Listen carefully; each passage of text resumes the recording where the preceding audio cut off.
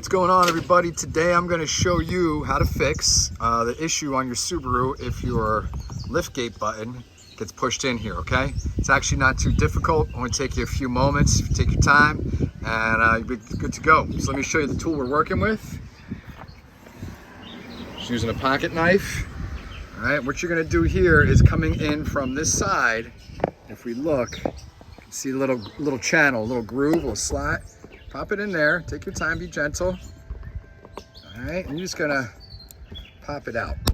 You hear that little pop? Okay, comes off. Other side does the same. And there you go. As you can see here, you're just going to snap this back into place here where it came out, and you'll be good to go. So give me a second here.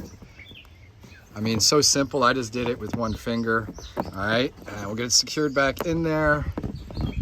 Put that back on. Boom. All set. And then let's open it back up.